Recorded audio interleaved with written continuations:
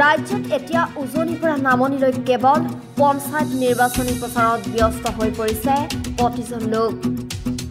কিন্তু লখিমপুৰত দেখিবলৈ পোৱা গৈছে ব্যতিক্ৰমী দৃশ্য। স্বাধীনতাৰ ৭৭টা বছৰৰ পাছতো আজিও এটি পকীপথৰ বাবে ৰাইজে প্ৰতিবাদ সাব্যস্ত কৰিছে। লখিমপুৰৰ খাৰকাটিত ৰাইজে পথ নিৰ্মাণক লৈ প্ৰতিবাদ সাব্যস্ত কৰিছে। ৰঙানদীৰ বাওঁপাৰৰ মথাউৰি ৫০০ মিটাৰ পথে এতিয়া জলাকলা খুৱাইছে স্থানীয় ৰাইজক। ৰাজ্যৰ মুখ্যমন্ত্ৰী আশ্বাসৰ পিছতো এই পথছোৱা নিৰ্মাণ নহল বুলি ৰাইজে অভিযোগ উত্থাপন কৰিছে।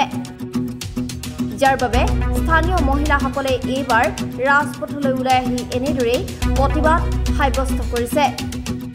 এই পথছোৱা পকী কৰাৰ ক্ষেত্ৰত কোনো ধৰণৰ কাণসাৰ নিদিলে পঞ্চায়ত নিৰ্বাচন বৰ্জন কৰাৰ হুংকাৰ দিছে স্থানীয় ৰাইজে।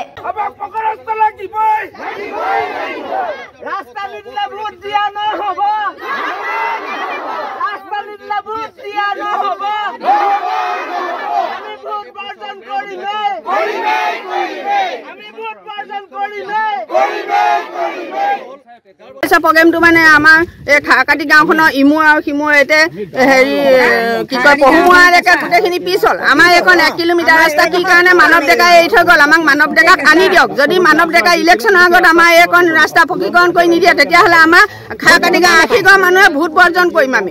আমি গোটেইখিনি একেলগে ওলাই আহিছোঁ আজি আৰু প্ৰতিবাদ কৰিমেই। ইলেকশ্যনলৈকে প্ৰতিবাদ কৰি থাকিম আমি সদায়। যদি এইখিনি ৰাস্তা পকা কৰি নিদিয়ে ইলেকশ্যনৰ আগত আমাৰ ৮০ ঘৰ মানুহ কোনেও ভোট দিবলৈ যাব নোৱাৰে। আমি সকলোৱে একত্ৰিত হৈ ওলাই আহিছোঁ। এই সমস্যাবিলাক যদি বুজ নলয় তেতিয়া তেওঁলোকৰ লগত যদি পৰামৰ্শ কৰি এই সমস্যাবিলাকৰ সমাধানৰ যদি স্থায়ী সমাধানৰ কোনো চিন্তা নকৰে তেতিয়াহ'লে প্ৰত্যেকজন জনসাধাৰণ আজি সচেতন জনসাধাৰণে প্ৰত্যেকটো মুহূৰ্তত জনপ্ৰতিনিধিসকলৰ প্ৰতিবাদ সাব্যস্ত মানে কৰি থাকিব। আৰু দ্বিতীয়তে আগন্তুক পঞ্চায়ত ইলেকশ্যনত এই খাৰকাটি ১ নম্বৰ ৱাৰ্ডৰ পশ্চিম তেলাহী গাঁও পঞ্চায়তৰ ১ নম্বৰ ৱাৰ্ডৰ প্ৰত্যেকজন ভোটাৰেই পঞ্চায়ত ইলেকশ্যন বৰ্জন কৰাৰ সিদ্ধান্ত গ্ৰহণ কৰা হৈছে।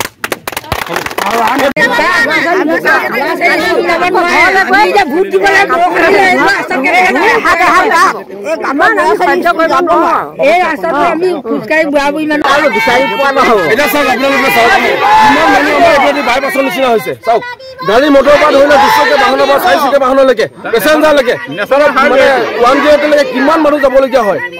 এই ৰাস্তাত লাগিলে যাব কেনেকে আৰু খোজকাঢ়ি যোৱা মানুহ কেনি যাব আৰু গাড়ী যোৱা মানুহ কেনি যাব আপোনালোকে চাওক কথাটো ভাবি।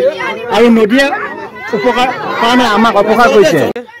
গোটেই ৰাস্তাটো ইফালৰ পৰা পকা হৈ আহিলে মাজতে এডোখৰ ৰাস্তা কাটি লৈ গুচি যোৱা হয়। তাৰ বাবদ ৰাস্তাটোৱেদি ল'ৰা ছোৱালী স্কুললৈ আহিব নোৱাৰে। টিউবৰ ছাইডে গ'লে পিছল খাই নদী কিনাৰত পৰেগৈ। সেইকাৰণে আমাৰ বহুত অসুবিধা হৈছে। যদি এই অসুবিধা পূৰণ কৰি নিদিয়ে আমি পঞ্চায়ত ইলেকশ্যনত সম্পূৰ্ণৰূপে ভোট বৰ্জন কৰাৰ সিদ্ধান্ত গ্ৰহণ কৰিছোঁ। পঞ্চায়ত ইলেকশ্যনলৈকে আমি বাঁহ বান্ধি ৰাস্তা পুৰা বন্ধ কৰি ৰখাৰ ব্যৱস্থা কৰিম। যদি আমাক ৰাস্তাটো পকা কৰি নিদিয়ে আমাক গোটেই ৮০-৯০ ঘৰ মানুহে গোটেই ৰাস্তা আমি বাঁহ বান্ধি দিম। কোনো একো আপত্তি কৰিব নোৱাৰিব। মহিলাতে আমি তেওঁলোকে যদি মানি নলয় দাবীটো আমি সম্পূৰ্ণৰূপে বাঁহ বান্ধি দিবলৈ আমি প্ৰস্তুত আছো। আমি ইয়াৰ পৰা আমি বাৰ্তা দিব পাৰিছোঁ মুখ্যমন্ত্ৰী মহোদয়লৈ। তাৰমানে এই ৰাস্তাটো ইমানেই অসুবিধা মানে বাৰিষা হোৱাৰ লগতে আমাৰ গৰাখহনীয়া সমস্যা আছে, নাইকিয়া নহয়। কাম কৰি মেলি গ'ল। কিন্তু ইয়াত আমি MLAৰ পৰা কোনোজন MLA আজি নাওবৈচা সমষ্টি এই যে ভৰত নৰহ যেনে আমাৰ মানৱ ডেকা, কিন্তু ইয়াত আমি ৰাস্তাটোৰ ওপৰত তেওঁলোকে কাটিহে নিলে ইয়াত 3 কিলোমিটাৰ ৰাস্তাত, কিন্তু সফল ৰূপায়ণ আজিলৈকে আমি দেখা নাপালোঁ। সেইটোকে আমি গোটেই গাঁওবাসী হৈ ৮০-৯০ ঘৰ মানুহ আমি আছোঁ। লগতে অঞ্চলবাসীও ইয়াত আমাক সহযোগ দিছে।